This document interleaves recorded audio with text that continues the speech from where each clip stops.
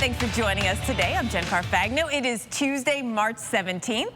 Happy St. Patrick's Day. Happy St. Patrick's Day. I'm Chris Warren. There's a lot to chat about today, Jen, when it comes to the weather. And we're really going to dive deep into a couple of these issues, a couple of the weather happenings or not happenings. I remember that, Mike, yes, and it is back to reality. But at 70 seems like the threshold that people start to come out and start to enjoy the sun and get a little bit of that glow, for sure. Mike, we look at the forecast. It's not just Chicago. It's not just Minneapolis. Everyone throughout the Midwest is going to be feeling the chill as the cold front comes in. And it's not a real cold chill. It's a back to average kind of chill that we're going to be getting here. The wind is going to make it worse. It is going to be breezy again, at least for the first half of today. Look at Indianapolis. Oh, it was so nice yesterday, Indy. For us, our temperature's only in the 40s right now, not really warming up today. It puts us here changing temperatures by about 20 degrees colder right now than we were yesterday at this time. So it's the big change that gets you, right? Even if it is average, it's just so much different than yesterday.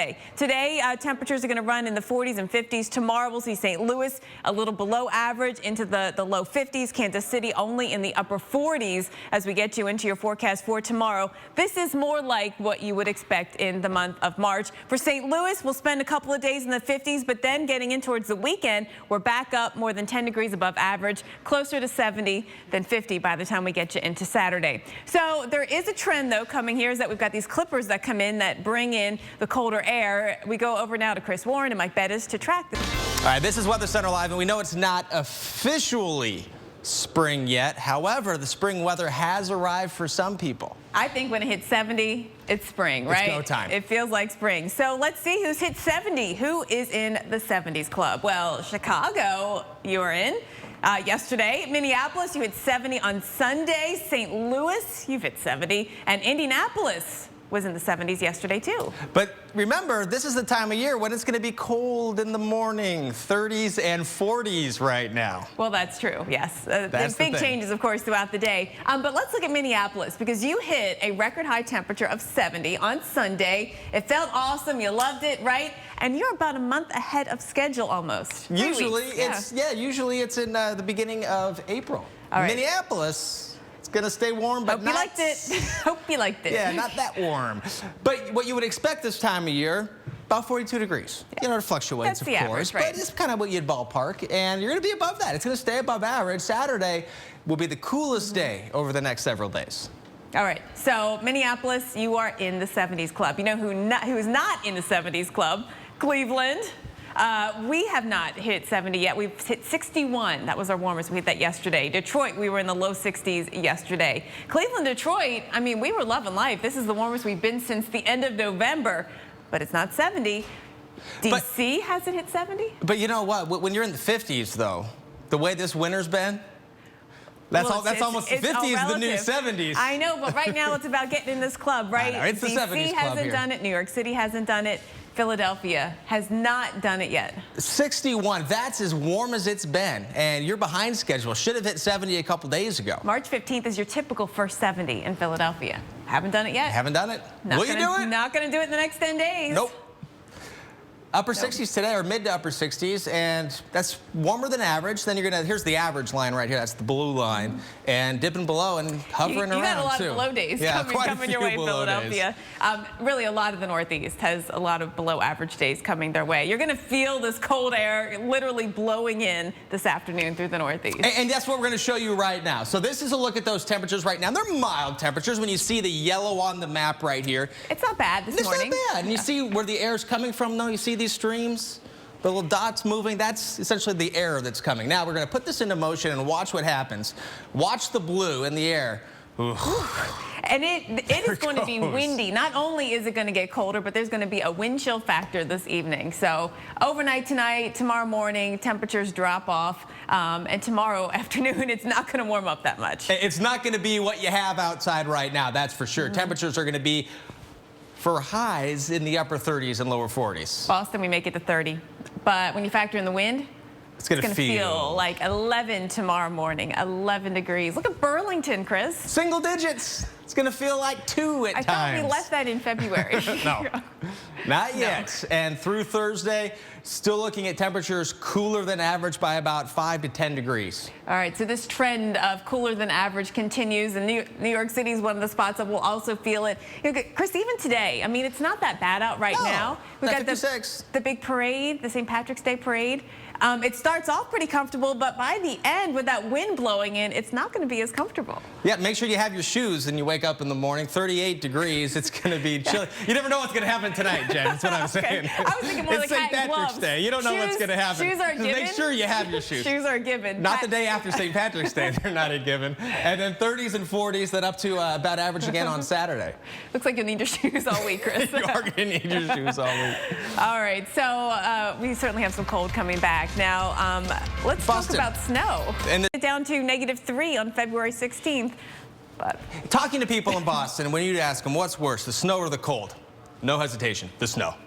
You think? It's everywhere. When I talk to people, that's what they said, because it was everywhere. The kind of snow that we've had this year in Boston, that's for sure. So we've had temperatures above freezing yesterday. That's going to happen again today, so we'll keep the melting going. A little rain out there this morning, actually.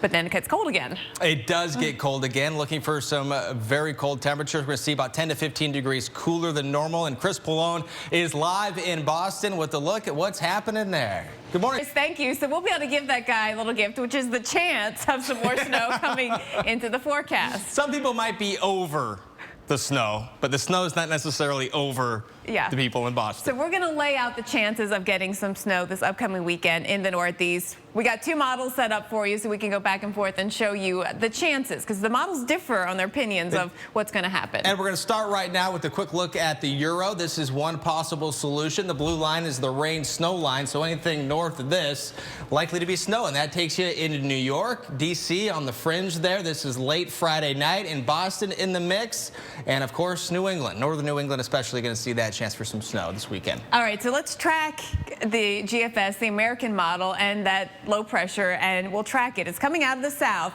and we are going to be watching the chance for a little bit of light snow, but it's much less than the Euro. So we put this into motion here. If it can get going, there we go. And you'll see, here comes the low tracking up from the south. This is Friday morning, and as you get you into Friday midday, chance maybe. I mean, there's cold air in place, but a lot of the moisture is offshore, and it's pulling away as we get you here into Saturday. So less of a chance with the GFS for sure. The Euro is a little heavier on the snow. Still a few days away, and we will, of course, keep you posted on here and see how things develop.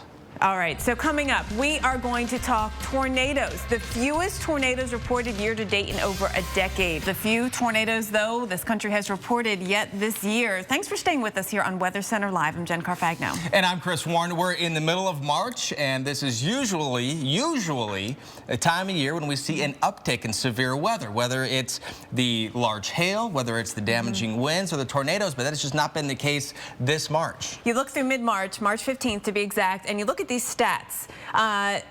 Overall, for 2015, there have been 27 reports of tornadoes, 4 reports of hail, and only 124 reports of wind, all significantly less than the average number of reports you might expect based on history. Way less. I mean, look at that hail. 4, when usually 315 on average. All right, this is amazing to us, and we think it's amazing to you, so we want to talk more about it right now and go in depth with Greg Carbon, who is the warning coordination meteorologist with NOAA Storm Prediction Center. And Greg, I know you've seen these same stats as well.